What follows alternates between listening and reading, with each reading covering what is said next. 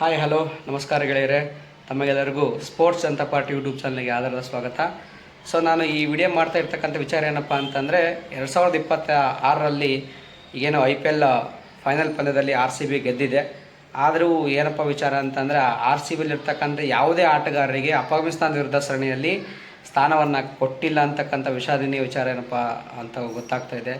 ತದನಂತರ ಇನ್ನೊಂದೇನಪ್ಪ ಅಂತಂದರೆ 2027ರ ODI ಕಪ್ಗೆ ಈಗಾಗಲೇ ಟೀಮ್ ಇಂಡಿಯಾ ತನ್ನ ಒಂದು ಸ್ಕ್ವಾಡನ್ನು ರಿಲೀಸ್ ಮಾಡಿದೆ. ಏನು ಅಂತಂದರೆ ಟಾಪ್ ಆರ್ಡ್ರಲ್ಲಿ ಯಾರು ಬರ್ತಾರಪ್ಪ ಅಂದರೆ ಶುಭ್ಮನ್ ಗಿಲ್ ಬರ್ತಾರೆ, ರೋಹಿತ್ ಶರ್ಮಾ ಬರ್ತಾರೆ, ವಿರಾಟ್ ಕೊಹ್ಲಿ ಅವರು ಬರ್ತಾರೆ, ಮತ್ತು ಶ್ರೇಯಸ್ ಅಯ್ಯರ್ ಇವರು ಟಾಪ್ ಆರ್ಡ್ರಲ್ಲಿ ಬರ್ತಾ ಇರ್ತಕ್ಕಂಥ ಆಟಗಾರರು.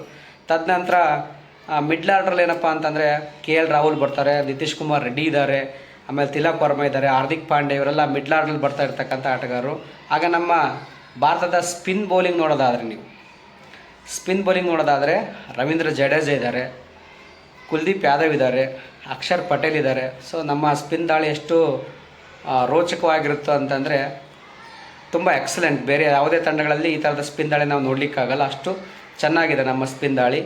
ತದನಂತರ ಬರ್ತಕ್ಕಂಥದ್ದು ಯಾವಪ್ಪ ಅಂದರೆ ಅತಿ ವೇಗದ ದಾಳಿ ಇರ್ತಕ್ಕಂಥ ತಂಡ ಯಾವುದಪ್ಪ ಅಂದರೆ ನಮ್ಮ ಭಾರತ ತಂಡ. ಅದು ಹೆಮ್ಮೆಯಿಂದ ಹೇಳ್ಕೊಳ್ತಕ್ಕಂಥ ವಿಚಾರ. ಸೊ ನಮ್ಮ ವೇಗದ ವಿಭಾಗದಲ್ಲಿ ಬರ್ತಾ ಇರ್ತಕ್ಕಂಥ ಇಡೀ ತಂಡವನ್ನು ವೇಗದ ದಾಳಿಯಲ್ಲಿ ಮುನ್ನಡೆಸ್ತಾ ಇರ್ತಕ್ಕಂಥ ಆಟಗಾರ ಯಾರಪ್ಪ ಅಂತಂದರೆ ಜಸ್ಪ್ರೀತ್ ಬೂಮ್ರಾ, ನಂತರ ಭುವನೇಶ್ವರ್ ಕುಮಾರ್ ಈ ಬಾರಿ ODI ವರ್ಲ್ಡ್ ಕಪ್ಗೆ ಮರಳ್ತಾ ಇದ್ದಾರೆ.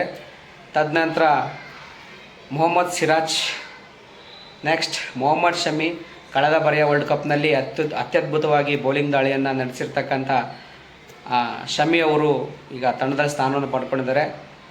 ಹಾಗೆ ಮತ್ತೊಬ್ಬ ಯುವ ಆಟಗಾರ ಯಾರಪ್ಪ ಅಂತಂದರೆ ಹರ್ಷದೀಪ್ ಸಿಂಗ್ ಕೂಡ ಈ ವೇಗದ ಬೌಲಿಂಗ್ ದಾಳಿಯಲ್ಲಿ ತಮ್ಮ ಸ್ಥಾನವನ್ನು ಗುರುತಿಸ್ಕೊಂಡಿದ್ದಾರೆ. ಈ 2022ರ ವರ್ಲ್ಡ್ ಕಪ್ಪು ಇನ್ನೇನು ಕೆಲವೇ ತಿಂಗಳುಗಳಲ್ಲಿ ಶುರುವಾಗುತ್ತೆ. ಸೊ ನಾವು ನಮ್ಮ ತಂಡಕ್ಕೆ ಸಪೋರ್ಟ್ ಮಾಡಬೇಕು. ಆಯ್ಕೆ ಯಾರದೇ ಆಗಿರಲಿ, ತಂಡ ಇಂಪಾರ್ಟೆಂಟು. ಸೊ ಈ ನಮ್ಮ ವಿಡಿಯೋ ಇದು ನಿಮಗೆ ಇಷ್ಟ ಆಗಿದ್ದರೆ ಲೈಕ್ ಮಾಡಿ, ಶೇರ್ ಮಾಡಿ, ಸಬ್ಸ್ಕ್ರೈಬ್ ಮಾಡಿ. Thank you friends, thank you.